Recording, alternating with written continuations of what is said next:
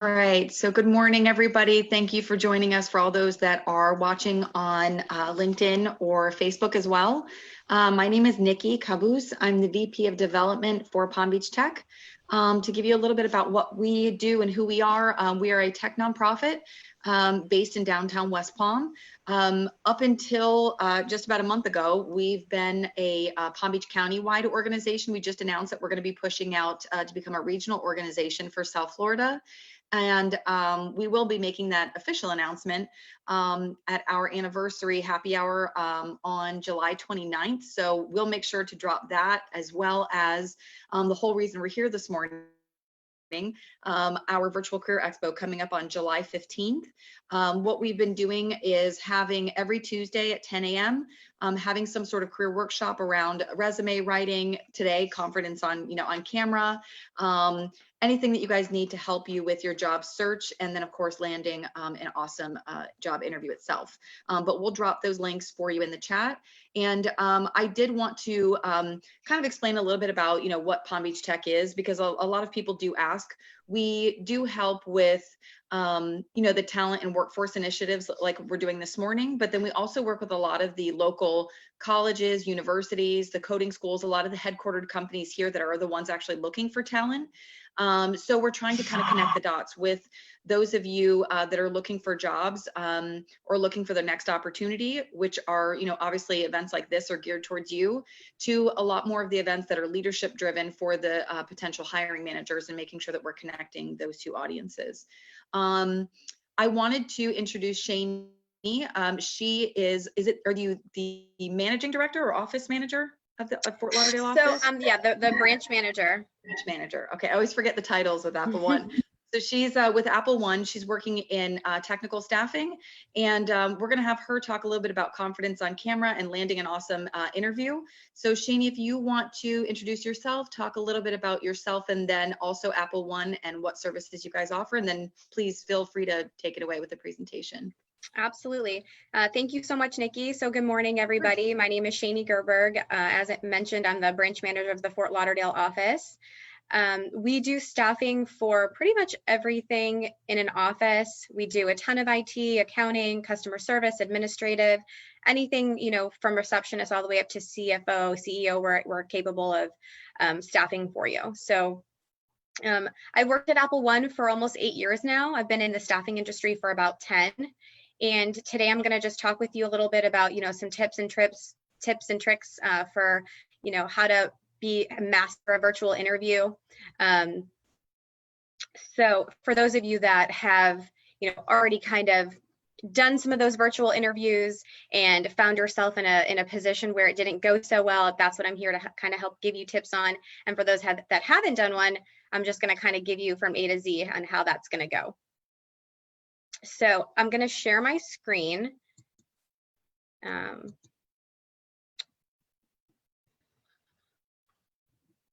see, share screen. Okay. All right, so again, mastering the video interview. As I mentioned, so at this point, many of you have already done, virtual interviews, whether it be on Zoom, Microsoft Teams, that's a big one for our company, a lot of FaceTime chats, even just a regular phone screen that led into the virtual interview. Pandemic or not, this has become, increasingly there is more at this point in terms of, it's 2020, and this is kind of how people choose to do things. Now that we're in a pandemic, this is pretty much the only option, and a lot of our clients and candidates have opted for this type of interview, and it has its positives, it has its negatives. So that's really what I'm going to kind of talk about, how to prepare for a successful virtual interview. So one of the main things that we found out, as we started our first Zoom call, we did a managers meeting, and it was the first one. And what we realized is you need to consider your location. So a lot of times, here we are in the middle of a pandemic, and we've got a house full of kids, dogs, cats, our significant others, and it's impossible to find a quiet spot to do this. This is an absolute must to do an interview. Now, of course, there's going to be interruptions from time to time, and right now that's okay. That will happen. But you want to find a quiet spot as possible, find a clean spot. Don't make your background, too much, a little bit of things, but not too distracting. You don't want to have a ton of stuff back there that everybody's focused on that and not focused on the most important part, which is getting to know you. So we say, find more of a neutral spot, a neutral wall that you can use for the interview. Course, avoid technical problems. So this is going to be the biggest one. I'm sure you've all had this happen. What you want to do is make sure that your internet's working. So a lot of times what we'll do is I'll log in, a few minutes beforehand, make sure that the connection is proper and it's going well, and you've established that it's working. Make sure that you don't have anything, a lot of noise in the background. So your phone dinging, your emails going off. Make sure that all of that distraction, just as you would in a regular face-to-face interview, you're making sure that your phone's on silent, of course, and you're going in there and making sure that, everything is working. So the last thing that you want to happen in that virtual interview is saying, can you hear me? Can you see me? Getting close into the camera, the connection kind of coming in and out as you're trying to speak. That's not going to be a good, first impression. And of course, first impressions are still everything, especially still on a virtual interview. That's going to be the first impression that they see. So you want to still make sure that that's the best impression of yourself. Practice speaking to a camera. So, conversation doesn't always come naturally to everybody. So you want to make sure that you're putting the camera on you, making sure that you're not, looking up and down. I think what we realized a lot on our calls is that you're not always aware of your facial expressions and kind of what you actually look like in an interview. And I think this makes you much more aware. So making sure that your eye contact and that you're looking directly at the camera, you're not looking down, you're not looking to the side, you're not looking out the window. You want to make sure that you are looking in the camera and making sure that you're smiling and making sure, I think you had mentioned, making sure one of the things you wanted to talk about was, getting distracted. So yeah, there can absolutely be a lot of distractions, and that's why you want to make sure that everything is going smoothly and that you're practicing beforehand. What I actually have done a few times is I've requested, my husband or a friend, and I've done a practice Zoom. So making sure that I'm able to screen share, making sure that everything is looking proper. I've done that a bunch of times before. And of course, as I mentioned before, remember this is an interview. You want to make sure you're still dressing professional. You don't want that roll out of bed look and catching you at that last second there. You want to make sure that you are put together just as you would in a regular interview. Make sure you have a proper posture, sit up, again, smile, practice some interviewing questions, have a notepad in front of you. Definitely take notes like you would in a regular interview. Those are all things that you want to continue to do, and have your notes out and experiences that match the job. So that's most important, is you want to make sure that your resume is in front of you, some questions, and that you can speak to all of those things and that you come fully prepared as you would in a regular interview.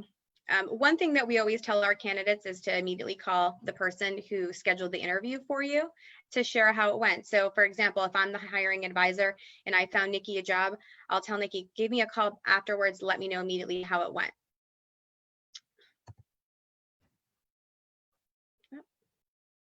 So now this is going to be preparing for the interview part. So I have a lot of tips and tricks on how to prepare for the interview. So what you're going to want to do is you're going to kind of fill out. So we have this form. We have a lot of tools at AppleOne that can prepare you for the interview. One of them is this form right here. And you're just going to kind of want to go through all the steps beforehand, just as you would again in a normal interview, of all of the things such as the company name. Make sure you know the name of the company, the name of the interviewer, and their title. So a lot of times you'll get requested on a Zoom call, there might be 4 names on there of the managers. You want to make sure you know exactly who you're speaking to and their name. Introduce yourself. Thank you for taking the time to speak with me. You may recall that I have so many years experience, and that explain to them what you did in that previous job. In the time that I was in that job, I was able to, give some examples. Make sure your first impression is a brief success story of what you've done, and you can elaborate on those things throughout the interview. You want to talk about your former boss and how they would describe you. Maybe something that they've, mentioned to you before. Oh, you've added so-and-so, to the bottom line. So you want to make sure you bring those things up, things that you've actually done for the company that would make you stand out. And, always ask the question, like, would you like me to elaborate on that? So give a couple of examples, try to give a few sentences about what you did and the way that you can best describe yourself. So this is a form that we had, like I said, and I'm happy to share some of these tools with you guys. So a lot of times what we do is we do a candidate send out prep and debrief. So some of the tips that we give our candidates is name a few things that you've done in the past. As I mentioned earlier, such as how did you add, to the bottom line? Did you save the company money? Did you increase productivity? What was your lasting contribution? So they like to hear things like this. They like to just know how you can add to their company, not just, I'm a people-friendly person. Those are all things that are very overused. So these are some things that would really, truly make you stand out. Maybe you received some awards in those jobs that you can mention. Have that ready in the interview. And again, having a notepad in front of you is okay with all of those things. So what would the people that you've worked with say about you? Know some of those things. How would your colleagues best describe you? What would they say about you? I know some of my colleagues, describe me as, super outgoing, a little bit over the top sometimes. And those are all okay things to mention. Sometimes those are things that people like to hear. Okay. So some other things that we like to talk about is the job matching. So what about you and your skills will best match the job? So have some stories ready. I like to tell everybody, everything that you've done in your past tells a story. So tell that story. You want to tell them exactly, what you've done. And again, saving money, increasing the bottom line, name dropping executives and referring to past awards, any kudos that will add to your credibility and add to your story. Okay. So what we also do is we call it the WIFM, what's in it for me, commercial script. So again, another tool that we have at AppleOne. I have so many years of experience. In that time, I was able to, my boss would tell you that I am. So have all of that ready. And that's just another tool that we can share with you.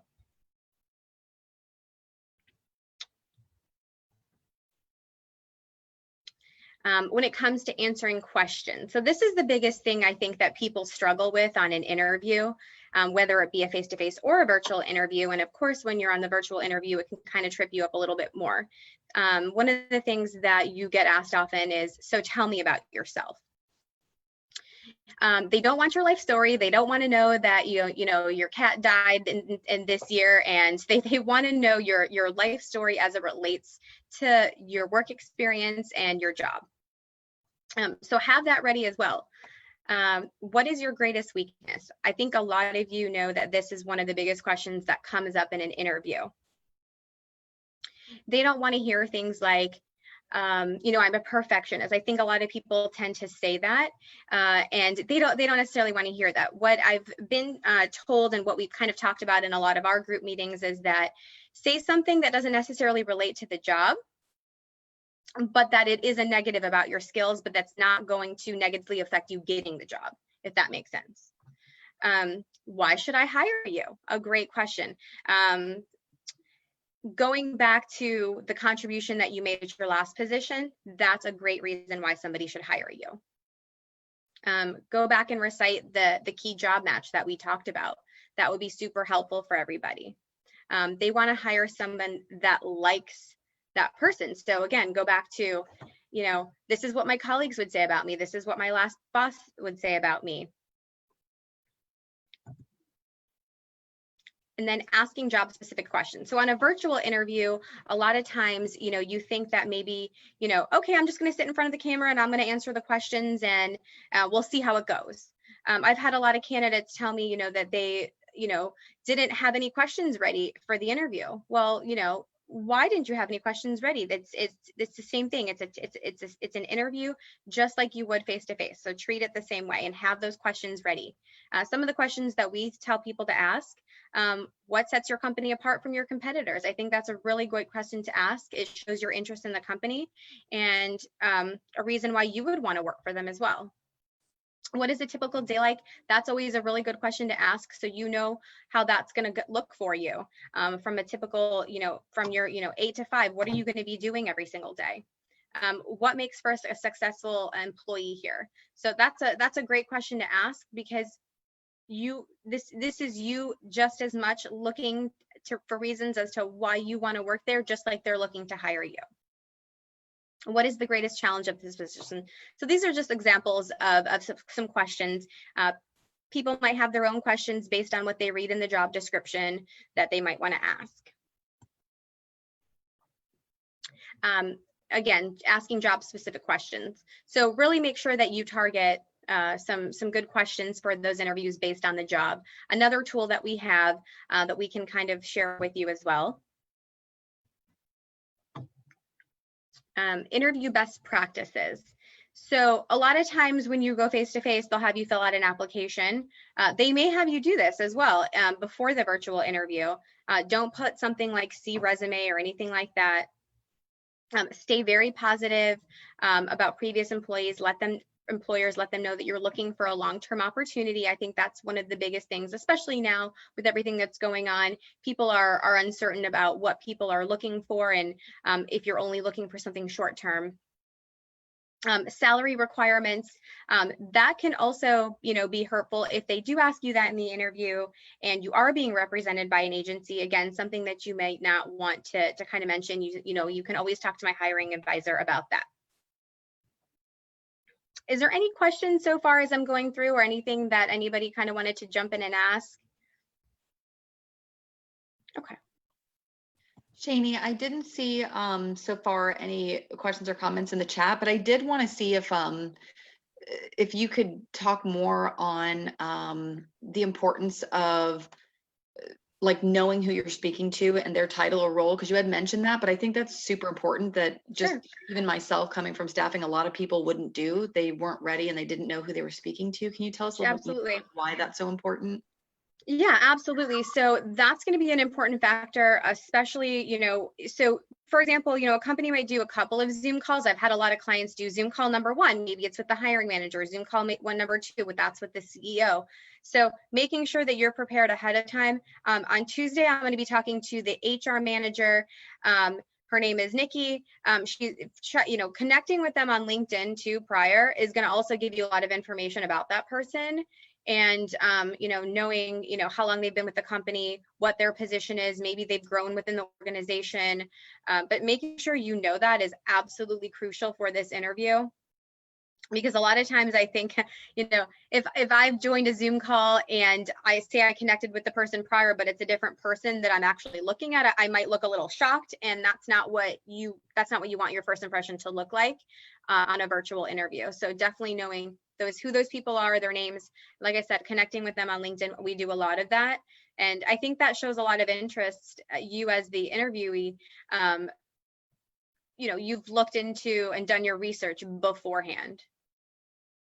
Does that kind of answer that question?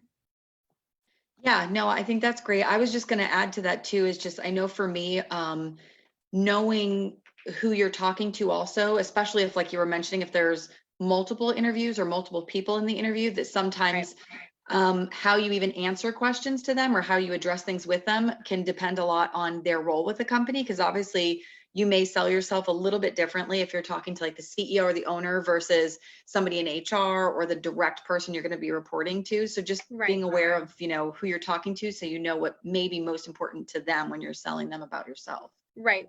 And something I do want to kind of go back to is when it comes to virtual interviews, you know, I've certainly had a lot of, you know, situations. So I've got a 2-year-old and a 4-year-old, right? And at the beginning of the pandemic, my mom was coming over and trying to help so I can continue working. And I was on a call with my group as one of the very first ones, and here she comes strolling in, and she had been playing dress up earlier with my daughter, and she had these unicorn ears left on her head, and here she comes strolling in, and I was so embarrassed. You know, I'm red faced. I'm like, oh my gosh, guys, I'm so sorry. That's my mom. She didn't know I was on a call, and that that can very well happen on your call, and that's okay. One of the first things that I learned about after that situation was there's no need to apologize. Apologizing is admitting that you did something wrong. Well, we didn't do anything wrong in that situation. We're in the middle of a situation that we can't control what's going on all the time. So I think, you know, kind of making light of it, I think it would kind of add, you know, a funny little touch to the interview if it ever happens to you. So just a piece of advice that something that I had to go through early on in this whole thing. And, you know, it's not a big deal. Again, like I said, no need to apologize. It's kind of how you handle it afterwards, and don't allow yourself to get distracted from what's going on and being able to jump back into that conversation. So I think that's one of the questions also, is that somebody brought up earlier, is that they wanted to kind of learn how to overcome objections. I think the biggest part of that is being able to not get distracted from what's going on in the outside and be able to kind of jump back in and refocus and be able to kind of get, you know, answer those questions again. So just something I wanted to add.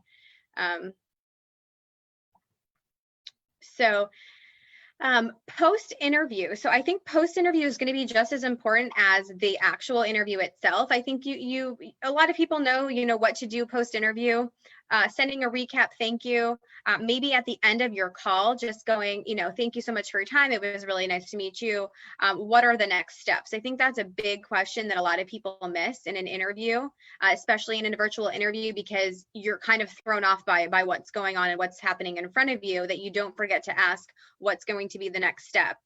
Who will I be talking to in the next virtual interview? So that's another way to find out who you'll be speaking with, you know, Nikki, in regards to your question. Who's the next interview with, and how can I get that interview? And just recapping everything that maybe you didn't answer in the interview. Maybe you forgot a few things, and some of your questions didn't get answered that you wrote down. So if you send a thank you, you want to recap maybe some things that you forgot, and just remind them, you know, why you would be a great asset to their team, and how you can add to their everyday, you know, revenues and bottom lines for the company.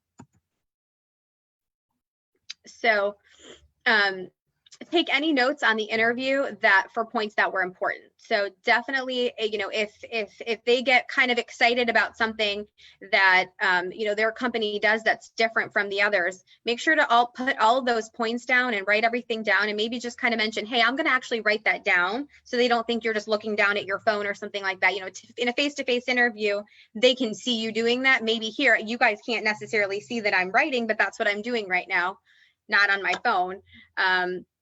So making sure that you get all the big points written down, and that, you know, you can kind of recap that at the end too. Some of the things that we listed here are resolve any questions or missing points. So for example, cross-check your priorities. Is that in the right place? Is this the right place to work for you? So kind of, you know, reevaluate things after the interview. What did you learn about the most important personality trait to be a good team fit? What were some of those points that they made that would be right for their team? So really look into that after the fact, and make sure you get those points during the interview. Interview practice role play. So especially for a virtual interview, as we mentioned earlier, you want to do a role play with somebody else that you know, you can kind of practice that with. So a lot of times what I've done, like I said, is I sent a Zoom request to my husband, and I said, I know you're in the next room, but can you sit here and do this with me? kind of let's go back and forth here on some questions and things that might get thrown at me during this. So of course, we're not doing handshakes right now, so that's not something, but of course it's going to be your eye contact, maybe you give a little wave, interview questions, asking 2 to 3 related job questions. Just practice what comes natural to you. That's going to be the most important part, especially in a virtual interview, is being yourself and making sure that you're doing things that come natural. And in that role play is kind of where you're going to be able to figure that out. And then of course, we do have a lot of tools, as I mentioned. One of the biggest tools that AppleOne does have is a tool called Navigating the Hiring Process. It's something new that something that we come out with every year, and it's things that we've assembled over the 55 years that we've been doing this as a company, and it gives you great insight about interviewing, the process, what to do, and it really just kind of navigates you through that process. It's a super helpful tool, so that is available to anybody who would like that to use. And that's pretty much it. So any questions or anything that I can kind of answer? Yeah, I've got a couple here. So one question is just a lot of times they're saying you get poor feedback from hiring companies, or you'll submit your resume, or even after they do the first interview with you, it'll be days or weeks before you hear anything, if you do. Right. So what is the best way to follow up? How soon after? And then obviously, if you're working with a staffing agency, what's the best way to go about that, to making sure that you're getting answers on how your interview was? So my first question would be, did you do that follow-up email? Did you send that? And if you did you get a response to that? If you did, that's kind of, number one sign that they might be interested in you. If you did not do that, then you're definitely going to want to follow up as soon as possible within the next few days. Now, if you have a hiring advisor and you're working with a staffing agency, it would not be appropriate to reach out directly to that company. So we always want you to go through your hiring advisor, follow up with them immediately. Definitely, I know for my team, if we get that feedback, we're calling you immediately. You see our number popping up, it's because we've got that feedback for you, and we're going to give that to you right away. If it was not through an agency, following up directly with that person would definitely be appropriate. If you haven't heard in a week, 2 weeks, sending an email or giving a call to the company, saying, hey, I had an interview a couple of weeks ago. I didn't hear back. I'm still super interested. Is the position still available? Those are all okay things to do. Again, if it's your hiring advisor, you want to go through them. And and there's something I should mention with the follow-up email to the hiring advisor or to the company, you want to send that email to the hiring advisor, and then they'll go ahead and forward that on to the employer for you. But I would say if you haven't heard in a couple of days, definitely do that follow-up. It shows your interest in the position. No, I'm glad you mentioned that, because that's what we used to do as well. So, if there was, oh, sorry, that was the dog. We used to ask the candidates to forward something to us if they wanted to, send something to the hiring manager. That way too, we can ensure it got to them and got to the right person. Exactly. And then also, I think, just for me, and not only just in me have working in staffing before, but even just personal experiences, a lot of times what I'll do, especially if I've got other interviews or things like that, because I know sometimes as a candidate, that can be the stressful part, is say there's 2 companies that you really like, but one's not getting back to you, and say you get another offer. Do I take it? Do I wait? Like, what do I do? I'm stuck in the middle. Is a lot of times in the interview, I would say not to be scared to like almost set that standard with them, because I think that, just as much as you always hear that saying, like, we're interviewing the company just as much as they are us, is setting the standard like, hey, just so I do have another interview. I'm supposed to hear back, with this time frame. I'd love to hear back from you guys by this, and kind of setting that standard of like, I would like to hear back by this certain time. And I think a lot of people are scared to do that, but I think that also shows, professionalism on your side and good communication, and kind of laying that out in the front that you're being honest about having other interviews and whatever. Absolutely. That's one of the questions that I always teach my team is, when you're working with a candidate, you definitely want to know if they have other interviews going on. They might be in the second round, they might be in a third round. and you want to figure out that information, because relaying that to the potential employer that they're interviewing with next is super important. Because what if their interview process is 3 weeks long and you're not going to get an answer from them for 3 weeks and they're super interested? Then you're in a position where you're like, okay, do I just take that other offer? Do I go through the hiring process? But I think having that potential employer know that information up front, they'll, if they like that person, they'll speed up that process for them. Absolutely. I think it's a very important part of the interview process, and letting an employer know that there's other people interested in you. That's a great selling quality on yourself. Hey, I've got 3 companies that also really like me. So I think it makes you look good too. Yeah, I agree. Kind of using that as a selling tactic for yourself too. Exactly. There was another question here. Hold on one second. Somebody had asked in the private chat is, what about those of us who are super shy or get nervous very easy, that sometimes even practicing beforehand we'll still get nervous in the moment? Is there anything that we can do to make sure that we feel more confident in the moment? I don't know Absolutely. a good answer for that one, but that's a hard Yeah, question. no, and I've thought about this a lot too. It's like, if you're not good at interviewing and you don't feel comfortable, you are not going to feel comfortable on a virtual interview, and that's the bottom line. It's more stressful. You're uncomfortable. It doesn't feel natural to you to be talking to a camera, right? But I would say, just remember, be confident. If you're not confident in presenting, yourself and talking, just remember how good your skills are. Remember what you've done for that previous company and how good you did at that job. So be confident in your skills and be able to speak to that, because I think that's what's going to give you ease, is when you're telling somebody, I saved that company $50 million. I trained the entire team from the ground up, and I hired that team from the ground up. Hearing those kinds of things and listing off what you did and seeing them nod their head going, okay, that's great. I think that will give you the confidence throughout the interview, is how they, receive that information from you. Yeah, I agree. And I was going to say also, I think that there's little things, at least for me, that, I mean, I'm not a shy personality and I can talk a lot, but for some Yeah. reason, anything video camera always made me nervous. And of course, now Yes. coronavirus has helped that a ton because I have to do Right. this kind of stuff every day. But I know that, for instance, we had our last virtual career expo in April, and we got one of the local TV stations that wanted to do an interview on us. And I had never been on TV. I was very nervous about that. As much as I am an outgoing personality, it still made me super nervous. So I think the main things for me that kind of got some of those nerves out was, like you were talking about when you first opened up, is some of those distractions, just knowing my husband was home, he was dealing with the kids, the dogs were in the room, I didn't have to focus on it. There was a PR company that was kind of talking to me about like where to sit and the best lighting and whatever. So I wasn't worried about how I looked. I wasn't worried about the kids. And so kind of, you were talking about in the beginning, is just that prep. I think that the prep means a lot more than people realize, because a lot of people go, oh, it's just a video, I'm going to get on and just talk to people. But then when you have so many things that are distracting you, then I think it makes you more and more nervous in the moment. Somebody had actually given me a tip too a while ago, is a lot of people don't realize, because I think one of the main platforms that people are using is obviously Zoom, is that, in the top right, you can change to speaker view or gallery view.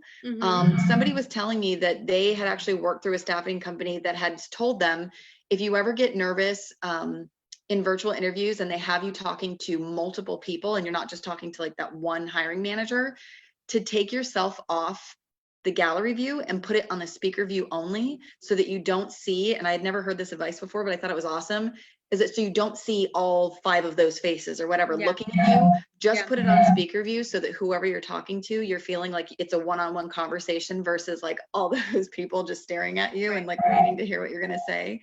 I thought that was pretty cool advice too. Yeah, I think for somebody that gets nervous talking on a panel interview, I think that would be definitely helpful. And that's actually that's a nice feature to have, because when you're face to face and you're in a panel interview, there's no way to get rid of any of faces, right? So I think that's actually a positive for virtual interviewing, is we do have those capabilities.